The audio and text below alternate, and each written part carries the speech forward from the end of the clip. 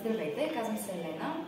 Открих клиника Да Винчи преди 2 години, 23-та година беше, март месец, след дълго проучване, защото дълго време исках да си изправя зъбите. Това ми беше така детска мечта.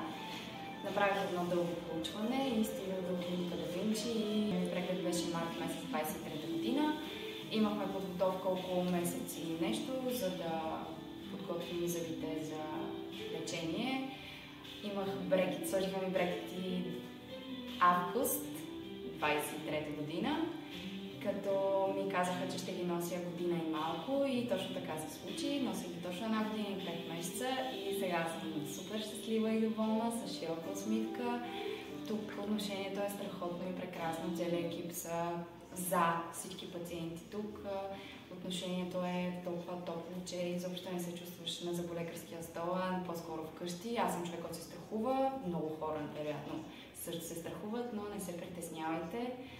Тук ще ви посрещнат и ще се погрижат за вас и за вашата усмивка и не се колебайте да посетите клиника